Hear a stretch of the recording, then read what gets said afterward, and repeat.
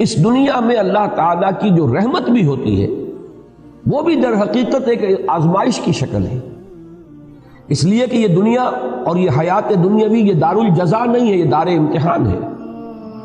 یہاں تو ہر لمحے ہم ایک امتحان سے دوچار ہیں۔ بڑی پیاری نظم ہے علامہ اقبال کی جو بانگ درا میں شامل ہے، زندگی، جس میں ایک شعر وہ بھی ہے کہ تو اسے پیمانہ امروز فردا سے نہ ناپ، جاویداں پہم دواں ہر دم جواں ہے زندگی۔ اور آخری شعر ہے کہ قلزم ہستی سے تو امراہ مانند حباب، اس زیاں خانے میں تیرا امتحان ہے زندگی۔ اور یہ در حقیقت ترجمانی ہے سورہ ملک کی اس آیت کی کہ ہم نے خلق الموت والحیات لیبلوکم ایکم احسن عملا۔ یہ موت و حیات کا سلسلہ، حیات مسلسل چلی جا رہی تھی، موت کا وقفہ ڈال دیا گیا، اس کے حصے کر دیے گئے تاکہ ایک چھوٹا سا حصہ علیحدہ کر لیا جائے، small chunk of our life, وہ علیحدہ کر لیا گیا تاکہ اس کو ایک امتحانی وقفہ بنا دیا جائے۔ قلزم ہستی سے تو براہ مانند حباب، اس زیاں خانے میں تیرا امتحان ہے زندگی۔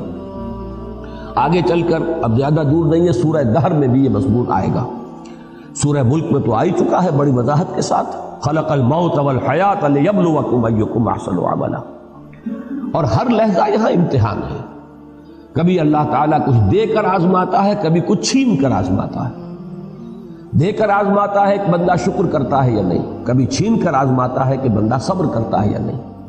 ہر حال میں وہ میرے دامن سے وابستہ رہتا ہے یا نہیں، ہر حال میں راضی برضائے رب رہتا ہے یا نہیں۔ کہیں ایسا تو نہیں ہوتا کہ اگر نعمتوں کی بارش ہو تو ہم سے غافل ہو جائے، ہماری طرف سے منہ موڑ لے۔ کہیں ایسا تو نہیں کہ اگر کوئی تکالیف آ جائیں، ہجوم کر جائیں، تو پھر شکوہ اور شکایت کا لفظ زبان پر آ جائے۔ ہر حال میں ہونا یہ چاہیے کہ راضی برضائے رب رہے بندہ، چاہے یہ حال ہو چاہے وہ حال ہو۔ اس میں جو کلائمیکس ہے وہ سورۃ الفجر کی آیت ہے کہ انسان اگر اس دنیا کے اندر بدلتے ہوئے حالات کو چاہے، توحید مکمل ہے اس کی کہ وہ اللہ ہی کی طرف اس کو منسوب کر رہا ہے۔ فَأَمَّا الْإِنسَانُ إِذَا مَا ابْتَلَاهُ رَبُّهُ فَأَكْرَمَهُ وَنَعَّمَهُ فَيَقُولُ رَبِّي أَكْرَمَنِ۔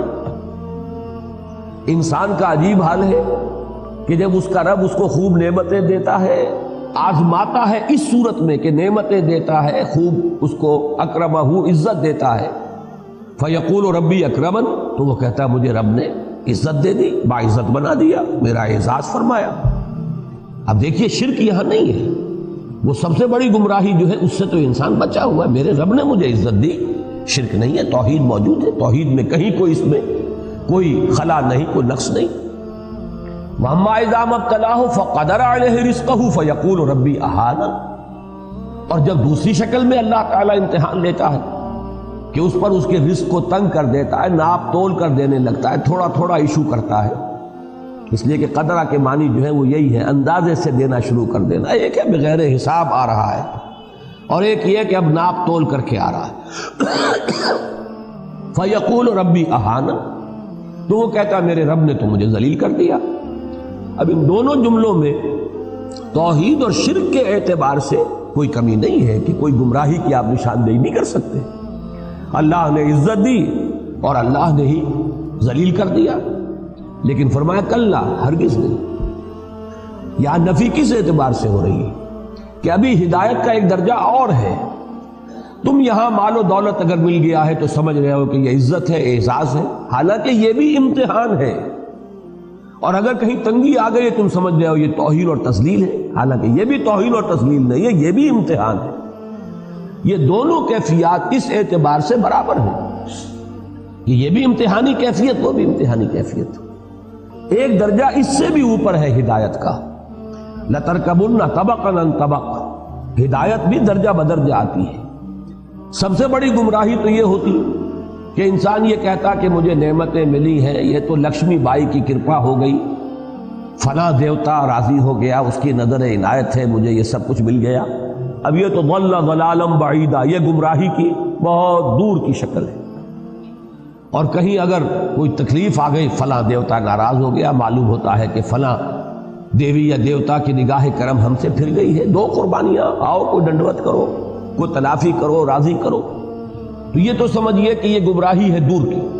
اس گمراہی سے آدمی چلا تو پہلا درجہ جو آیا ہدایت کا وہ توحید ہے کہ اس نے یہ کہا کہ مجھے نعمت ملی تو اللہ نے میرا اعزاز اور اکرام فرمایا، مجھ پر تکلیف آئی، تنگی آئی تو اللہ نے مجھے ذلیل کر دیا، تو اس کے اعتبار سے تو یہ ہدایت ہے۔ لیکن ابھی تیسری سیڑھی کو دیکھیں گے تو یہ بھی ابھی گمراہی ہے۔ وہ تیسری سیڑھی کیا ہے کہ یہ دونوں حالتیں مساوی ہیں، یہ دونوں حالتیں امتحان ہیں، دونوں میں اللہ آزما رہا ہے۔ ابھی ایک چوتھی سیڑھی ہے، یہ سب سے اونچی ہدایت ہے۔ اس تک تو یوں سمجھیے کہ اخص الخواص پہنچ پاتے ہیں، عام لوگوں تک کی اس تک رسائی نہیں ہے، اور وہ یہ ہے کہ یہ سمجھا جاتا ہے عام طور پر کہ اگر مفلسی ہے، احتیاج ہے، دنیاوی حالات کی تنگی ہے تو یہ امتحان شاید زیادہ کڑا ہے، زیادہ سخت ہے، اور اگر فراوانی ہے اور دولت ہے اور عزت ہے تو یہ امتحان شاید ہلکا ہے، آسان ہے۔ حقیقت یہ ہے چوتھی سیڑھی جو ہے ہدایت کی کہ اصل میں امتحان بھاری جو ہے وہ دولت کا امتحان ہے۔ اگر اللہ تعالیٰ زیادہ دیتا ہے، عزت دیتا ہے، وجاہت دیتا ہے، یہ امتحان زیادہ سخت ہے، زیادہ مشکل ہے۔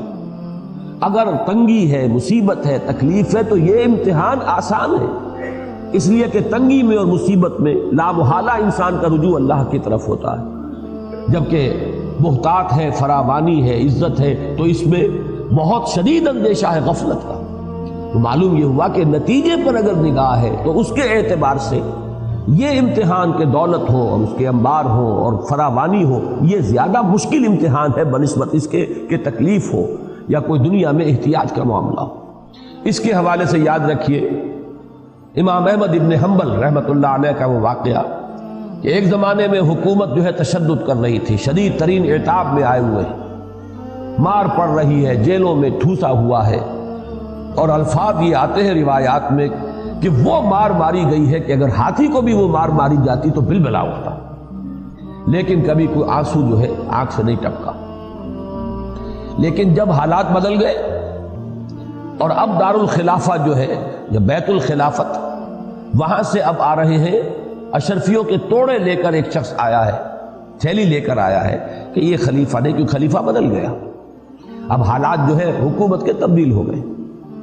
تو جب وہ تھیلی پیش کی ہے ان کی خدمت میں اشرفیوں کی، تب رو پڑے کہ اللہ میں اس امتحان اور آزمائش کے قابل نہیں ہوں، یہ امتحان کہیں زیادہ سخت ہے، کہیں مشکل ہے۔ تو ان چار درجوں کو اگر اللہ تعالیٰ توفیق دے تو یاد رکھیے۔ اب دیکھیے ریلیٹو، یہ جو تھیوری آف ریلیٹیوٹی ہے یہ ہر جگہ چلتی ہے۔ سب سے اونچے درجے کے اعتبار سے دوسرا درجہ بھی گمراہی کا ہے، پھر اس کے اعتبار سے تیسرا درجہ اور گمراہی کا ہے، اور جو سب سے نیچے ہے وہ تو خیر گمراہی ہے ہی ہے۔